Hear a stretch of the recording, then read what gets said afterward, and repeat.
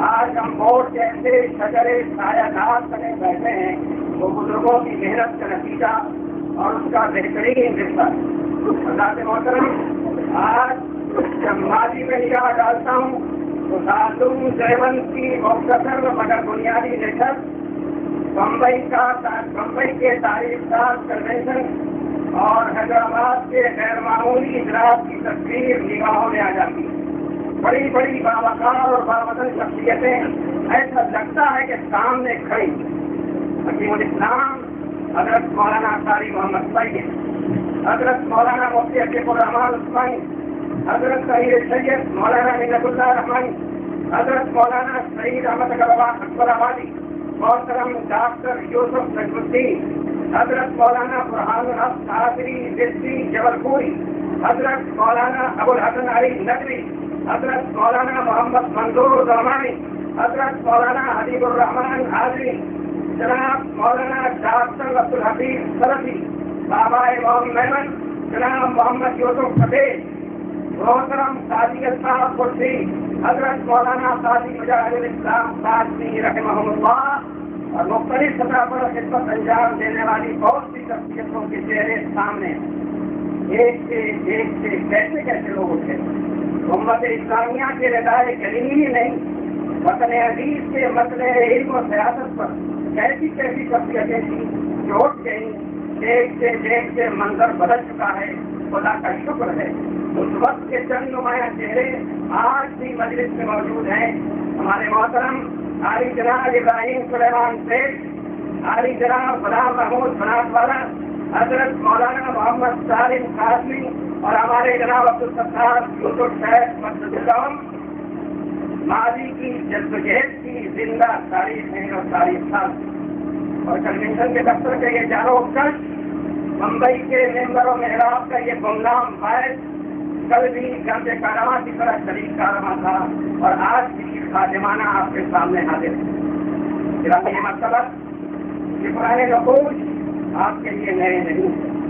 آپ سب اس کاروانے کی نشریت کے مختلف مرحلوں سے واقف ہیں اور ووٹ کی عظیمت بھرے سفر میں کہیں نہ کہیں کسی نہ کسی حیثیت میں شریک رہے ہیں، چاہے وہ مرحلہ ووٹ کی تشکیل کا ہو یا استحکام کا ہو، پلان کا ہو یا پروگرام کا، تقریر کا ہو یا تحریر کا، تقریر کا ہو یا تحریک کا، تحریر کا ہو یا تقریر کا۔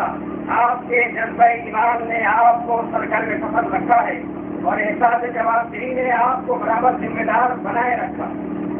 ووٹ کی زندگی میں بڑے موڑ، بہت سے مرحلے آئے۔ ایمرجنسی کے تاریخ دنوں میں 75 اور 76 عیسوی میں جبری نسبندی کے مخالفت کی گئی، متبنہ بل 1972 عیسوی جو یکساں سول کوڈ کی طرف مضبوط قدم تھا کے خلاف سب آرائی، جس میں آخر میں کامیابی ملی۔ مساجد و مقاصد کے تحفظ کی مشکل تحریر 1978 میں 1979 میں، جس نے خطرات کے درمیان عوام کے ذہن و عمل کی تربیت کی اور جمہوریت میں آواز بلند کرنے کا شعور بخشا۔ شاہبانوں کیس کے نتیجے میں پیدا شدہ حالات 1982 اور 1986 تک کے نتیجے میں رائے عامہ کو بنانے اور دین و شریعت کے کیس کو دانشوروں اور ارباب سیاست کو سمجھانے کا مرحلہ گزرا۔ اوقات کی جائیدادوں کو انکم ٹیکس سے مستثنا کرنے 1980 کی کامیاب جدوجہد کے لمحے بھی جیتے۔ قانون وقت 1984 میں ترمیم کی جدوجہد بھی سامنے آئی۔ لازمی نکاح رجسٹریشن ایکٹ 1981 اور 1990 کے معاملات پر قابو پایا گیا۔ معاشرے کی اصلاح کی تحریک چلائی گئی۔ لیگل کمیٹیوں کے ذریعہ قانون ساز اداروں کی کارروائی کا جائزہ اور ضروری اقدامات کیے جاتے رہے۔ قضا کے قیام کی ضرورت کا احساس پورے ملک میں پیدا کیا گیا اور منصب قضا کے لیے لائق اور استعداد افراد کی تربیت کا انتظام مختلف مقامات پر ہوا اور بعض مقامات پر تعلیم متعین کیے گئے۔ انتہائی سخت اور مخالف مرحلے میں 1990 میں حق کی آواز بلند کی گئی کہ مسجد مسجد ہے، مسجد خدا کا گھر ہے، اس کی سودا بازی نہیں ہو سکتی اور نہ کسی مسلمان کو حق ہے کہ وہ خدا کی ملکیت کو دوسرے کے حوالے کرے۔ ساتھ ہی کورٹ نے دستور ہند کے احترام اور عدلیہ کے وقار و اعتبار کو ماننے کا درس دیا اس فیصلے کے ذریعے کر دیا کہ مسلمان بابری مسجد کے سلسلے میں کورٹ کے فیصلے کو قبول کریں گے.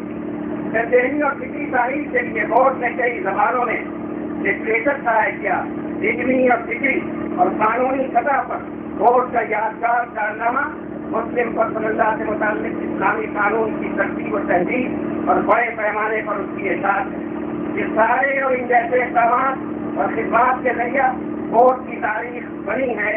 آپ انہیں فراست ایمانی، اخلاص، قربانی اور سبوں کو ساتھ دے کر سب کو درست رہ کر مسلسل کام کرتے رہنے کی تعریف بھی کہہ سکتے ہیں. معزز ارکان مندوبین، آج کے حالات سخت ہیں.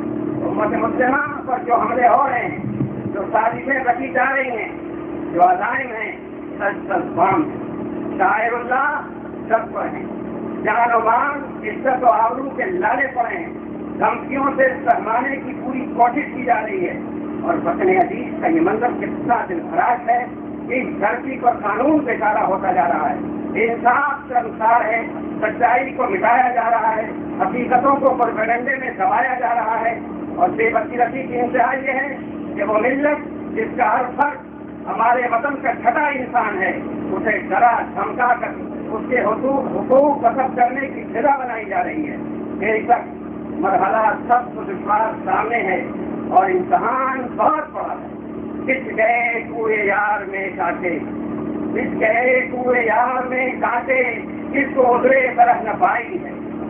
لیکن نذیر وطن کے کانٹوں کو چننے کی ذمہ داری اور اسے گلزار بنانے کی جواب دہی ہمیں قبول کرنا ہے. یاد رہے، نفرت کی آبیاری اور ظلم و دعوت کی کاشتکاری اقتدار کی مجبوری تو ہو سکتی ہے، مذہبی تعلیم کبھی نہیں ہو سکتی. اقتدار کی طرف اس کی حوث، اس کے تقاضے کسی کے ذمہ داری لے سکتے ہیں. اس شخص کا کسی مذہب سے تعلق ہو سکتا ہے، اس کا نام ہلاکو اور سنگیز ہو سکتا ہے، اسے ہٹلر اور مسولینی کے نام سے پکارا جا سکتا ہے. وہ ناصر شاہ اور جنرل ڈائر بھی ہو سکتا ہے، وہ بش اور بلیئر بھی ہو سکتا ہے، وہ واجپئی اور اڈوانی بھی ہو سکتا ہے. اقتدار کا کتنا خیز ذہن اور حوث منگیری کے لیے طاقت کا بھیجا استعمال اور سازشوں کا جال ایک مریض جذبہ ہے. اور یہ جذبہ کسی بھی مذہب کے ماننے والے میں پایا جاتا ہے. مگر ہے بہرحال یہ مرد، اس مرد پر صاف ستھرے سچے مذہب اور روحانی قدروں ہی سے قابو پایا جا سکتا ہے. اسی نسخہ شفا کو اپنا کر ملکوں میں مشاکل مسائل حل ہوئے ہیں. اور یہی نسخہ شفا امتوں کا محاسب بھی ہے، راہبر بھی اور منزل بھی. ہمیں اپنا محاسبہ بھی کرنا چاہیے اور یہ بھی دیکھنا چاہیے کہ صرف حالات بدل گئے ہیں یا کچھ ہم بھی بدل گئے ہیں. اس مرحلے میں اللہ کا فرمان ہماری دستگیری کرتا ہے، وَمَا أَصَابَكُم مِّن مُّصِيبَةٍ وَبِمَا كَسَبَتْ أَيْدِيكُمْ وَيَعْفُو عَن كَثِيرٍ. جناب اعلیٰ، یقیناً حالات سخت ہیں اور ایسا محسوس ہوتا ہے کہ ہمارے خدمت کو جلانے کے لیے بجلیاں چاروں طرف سے گرج رہی ہیں. نازک وقت میں سرکار ذی وقار صلی اللہ علیہ وسلم کی رہنمائی، ہماری رہنمائی فرماتے ہیں. حضرت صوبان کی روایت ہے، سرکار دو عالم صلی اللہ علیہ وسلم نے فرمایا، جس طرح دسترخوان پہ لوگ دوسروں کو بلایا کرتے ہیں، تمہارے خلاف کی قومیں ایک دوسروں کو بلائیں گی. کسی نے پوچھا کیا اس دن تعداد تھوڑی ہوگی؟ آپ صلی اللہ علیہ وسلم نے فرمایا، نہیں، تمہاری تعداد تو بہت ہوگی، لیکن تمہاری حیثیت سیلاب میں کھاک کی ہوگی. خدا تعالیٰ تمہارے وقار اور وزن کو مخالفوں کے دل سے نکال دیں گے، تمہارے دلوں میں بہن ڈال دیں گے. کسی نے پوچھا یا رسول اللہ بہن کیا ہے؟ آپ نے فرمایا دنیا کی محبت اور موت سے ناگواری. اللہ کے رسول نے حالات سے جو نقشہ کھینچا وہ دور نزدیک نظر آ رہا. آپ نے مرد کی جو تفصیل فرمائی وہ بھی واضح ہے. آپ صلی اللہ علیہ وسلم کا پیغام امت کے ہر فرد کے لیے دعوت فکر ہے. فیصلہ امت کو کرنا ہے، اسے قلب و روح عزیز ہے یا اس کا میلہ اور اس کا مادہ ابھی آسودہ نہیں ہوا. وہ رسول کریم کے بتائے راز زندگی اور نسخہ جاویدانی کو دل میں اتارنے کے لیے تیار ہے یا نہیں. امت کا ایمان اور ایمان کے تقاضوں پہ لازوال یقین اور اسے زندگی میں برتنا ہی کامیابی کی شاہ چلی۔ اقتدار کے تقاضے نفرت کی آریاری اور عداوت کی کاشتکاری ہو سکتی ہے، مگر ایمان کے تقاضے دنیا کی محبت اور موت کا خوف نہیں ہو سکتے۔ یاد رکھیے، اقتدار کے تقاضے نفرت کی آریاری عداوت کی کاشتکاری ہو سکتی ہے، مگر ایمان کے تقاضے دنیا کی محبت اور موت کا خوف نہیں ہو سکتے۔ ایمان کا تقاضا تو یہ ہے ماں آتاکم الرسول فخذوہ وما نہاکم عنہ فانتہوا۔ رسول کریم صلی اللہ علیہ وسلم نے جو کچھ دیا اسے مضبوطی سے پکڑ لو، اور جس چیز سے تمہیں روکا ہے اس سے رک جاؤ۔ اس لیے سارا جہاں خلاف ہو پرواہ نہیں، سارا جہاں خلاف ہو پرواہ نہیں کیجیے، پیش نظر تو مرضیے جانا چاہیے۔ یقین کیجیے، دینی فکر اور مذہب سے سچا عشق اور اس پر عمل شاہراہ حیات ہے۔ روحانی قدروں کو اپنے اندر سمو لینا زندگی کی معراج ہے، اور ایسی زندگی کے لیے لا خوف علیہم ولا هم یحزنون کی بشارت۔ ہم سب جو اس بشارت کے طلبگار اور امیدوار ہیں، رسول کریم علیہ التحیۃ والتسلیم کی ہدایتوں کو ہر گھر میں پہنچا دیں، ہر دل میں اتار دیں تو ساری زندگی بن سکتی۔ ہم محاسبہ نفس بھی کریں، محاسبہ معاشرہ بھی کریں، اصلاح نفس بھی کریں، اصلاح معاشرہ بھی کریں، اور یہ بھی بتاتے چلیں حب الدنیا رأس کل خطیہ، دنیا کی محبت ہر غلطی کی جڑ ہے، اور دلوں میں اتارتے چلیں کہ جب بھی دنیا کی محبت اور موت کا خوف ہوگا وہ عہد ہوگا ہم پر امتوں کے ٹوٹ پڑنے کا۔ یہی سبق ہے ہمارے آقا صلی اللہ علیہ وسلم۔ حضرات گرامی مرتبہ کیا کہوں، کیا کروں، ایک آگ سی ہے سینے سے اندر لگی ہوئی، ورنہ آپ کے سامنے جرأت گفتار کہاں سے لاتا؟ جناب آپ کے سامنے جرأت گفتار کہاں سے لاتا؟